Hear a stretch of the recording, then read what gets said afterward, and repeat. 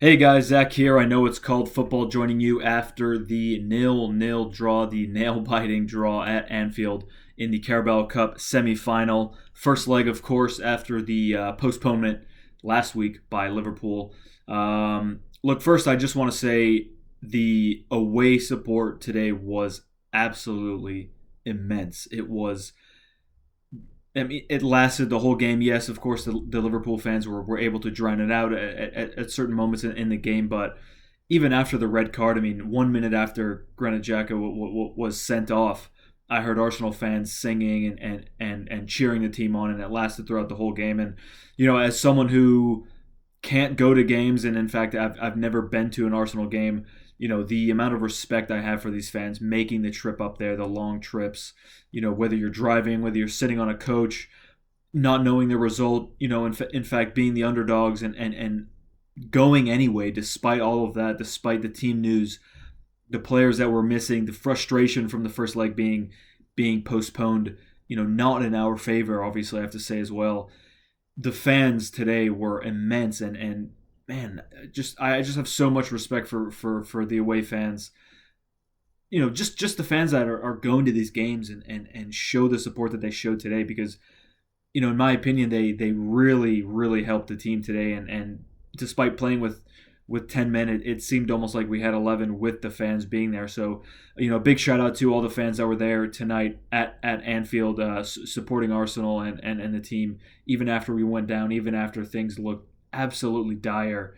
At the start of that second half, especially. Just a shout out to all of you guys, and you know, I just have so much respect for all you guys, and hopefully the day is closing in on my first Arsenal game, and I promise to be as loud as I as I possibly can. Lots going on today in the game. Let's start with the Granit Xhaka red card. Look, it's a red card. I don't think it was as much for the challenge itself as it was the last man. Diego Jota sold it, but it wasn't really too much that needed to be sold. Michael Oliver right away came over with the red card, and when I saw that ball just slowly falling, I knew that he was going to do something poor. Granted, is a player I've stuck by for a long time, and because he is a leader and he has these qualities. People like to pick on that and poke fun at I think, like, quotes about his parents giving him the keys to the house even though he was younger. And if you look at it, it's simple to analyze. He's a leader and he's trusted, and maybe he was more mature for his age than his brother or whatever. But it's obvious that you can see leadership qualities. It's captain of Switzerland, excuse me. He's an experienced player, but it's inexcusable, and I'm finding it impossible really to continue to defend stuff like this. He's been known to be a liability, excuse me. And today it just showed. We were gaining some steam and pushing back and keeping ourselves in the game, and really playing pretty well, actually, I have to say. But I don't know who like he's Bruce Lee, like he's gonna just perfectly get contact with the ball. He's never had a shot like that. He tried the bicycle, and I'm fed up with this happening, man. He's lucky really that those 10 men on the pitch fought so hard, and he's already made an Instagram post. I've seen it. Credit to him for coming out and admitting it and apologizing. But oh, you could just see it in his face. It's so and he is disappointed, and I it's hard to hate him. I don't hate the guy, of course I don't. I don't hate anyone, but he tries his best. He really does, and he has a lot of heart, and he's a leader within that team. But it's just becoming such a liability, and time to move on in the summer, in my opinion. Was very close last summer to leaving. Roma very interested in him, and perhaps it's they might come back around this summer. But look, he let the team down. He knows that. There's not too much more to say, but he's going to be out for the Spurs game, and a lot of people just, it's so easy to say what you think is going to happen and throw him under the bus. But the truth of the matter is, we have Sambi Lakonga available for midfield. I mean, today after the substitutions, which I'll talk about a little later on, it was Granit Xhaka and it was Saka and Martinelli really playing it in the midfield, and it's just we don't have anyone. We don't have anyone. Odegaard has COVID. He's still going to be out for Spurs. He won't be back. I see this new rule going around that starting on Monday, you only have to isolate for 5 days, I think, compared to 7, something along those lines. Hopefully he's going to be back for Liverpool, next week on Thursday. But we just don't have depth, and I think maybe tomorrow I'll make a video about the Arthur rumors, and it seems to be picking up a lot of steam. I'm just looking over at my monitor here.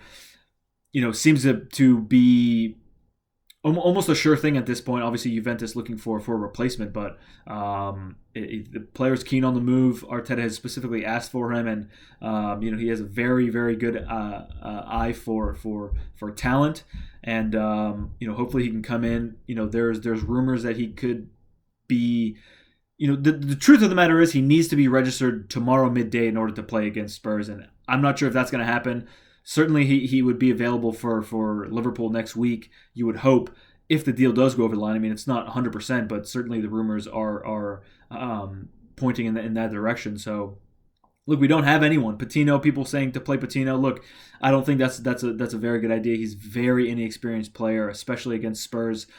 Could things change? I mean, is Emile Smith-Rowe going to be back? Could he drop deeper? I don't know. Chambers obviously wasn't used there today. There was an opportunity when he came on. I thought maybe he's going to play there. Stuck with the back three. Chambers, I thought, did very, very good. In fact, there's stats here I'll go over in just a second. But we're short. We have no midfielders. I mean, Arteta said it himself. We have nobody. So hopefully that deal for Arthur can get across the line. And not a player I've watched too much. I did watch the Roma game that he came on as a sub. He came on obviously against Inter in the Supercopa that they lost. Quality player. He's there. He has the talent, and hopefully he can come in and do the job for Arsenal in the 6-month loan spell that is being talked about. Now, speaking about Chambers, dude, he came on and did absolutely fantastic. I thought he had the most clearances on the pitch. He won the most duels out of the Arsenal players today, and really they tried to expose him on that side, and he wasn't having it whatsoever. Stood his ground, and he does the dirty work. I was very disappointed not to see him start over Cedric today. Cedric obviously coming off injured, never wishing an injury on any player. Cedric, not my favorite player. I don't think he should have started today. I think Chambers is by far a superior player. Bigger stature, stronger, especially when you're down to 10 men. Having Chambers there, it's important for winning headers, and did a couple of those crosses, especially one of those last ones. Chambers just got his head to it, and certainly Cedric's not going to be able to reach the height that he did. So yeah, Chambers had a very good game. I thought Arteta's substitutions were perfect. Holding off a little bit on the Nuno Tavares substitution, I thought was smart as well, and he was right in it. Thought, okay, Xhaka's coming off, Chambers is coming on. Excuse me, he came on for Cedric, excuse me. But the substitutions that he made, the 2 subs that he made after the Granit Xhaka red card, I thought was spot on. He got everything right today, Arteta, and the way he structured the team and the players today. They should be proud of themselves. They really should. The performance that they put in 10 men at Anfield, the first time this season actually that Liverpool have not scored at Anfield in all competitions. So again, a very, very solid performance, and it's just disappointing because you have to say what could have happened with 11 men on that pitch. Could we have snuck in a goal and got something out of the game? You never know. You never know. It's the what if game when it comes down to these situations. But I'm very proud of the boys today and the performance that they had. Saka coming off looked like a bit of a cramp. I'm not too sure. There's no news about that yet. Had two pretty good opportunities. You have to say the cross from Tierney didn't quite get the touch that he wanted. Alisson, very, very smart. Obviously, great goalkeeper. Came out quick, met him, and in the first half he had sort of half a chance as well.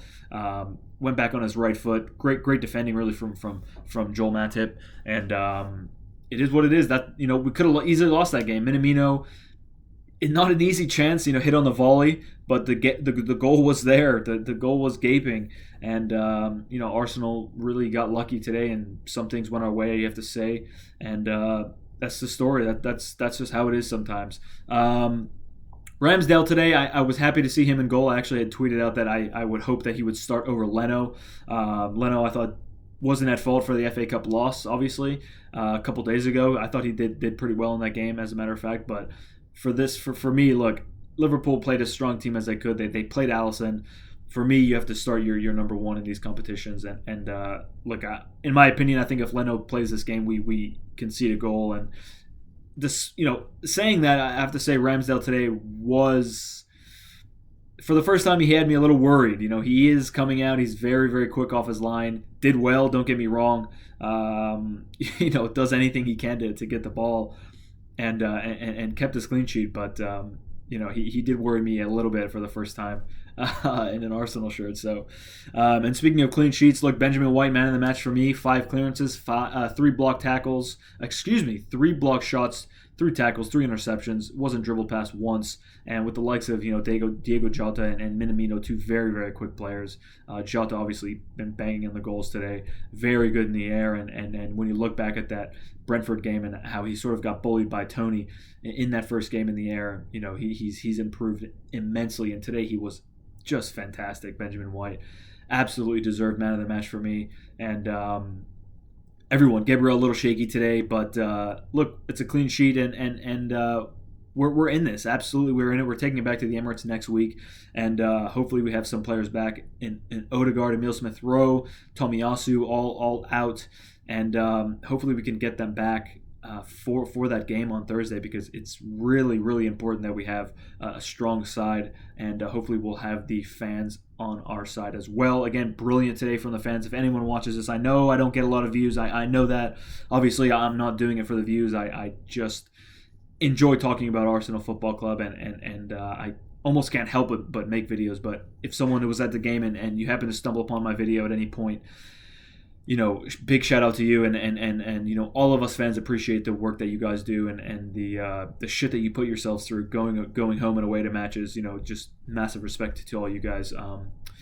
So tomorrow I think I'm going to make another video based off of the transfer rumors and stuff going down. Dusan Vlahovic, a lot of stuff seeming to ramp up now. Fiorentina getting a little bit, I guess, frustrated with the situation. It's pretty well known he's not going to renew his contract, and I think they're basically close to accepting a bid from Arsenal. The player apparently wants to go. The agent seems to be the only issue at this point, wants to hold out and see if they can get a better deal, maybe a club guaranteed Champions League football. But you never know, and things seem to be ramping up, so I will do a video tomorrow. Guys, thank you very much for watching. If you've made it this far, if you've clicked around at all, you've watched any of my videos, I really, really appreciate it. Again, I love doing it. It's fun. I like making videos, and that's really the only reason I'm doing it.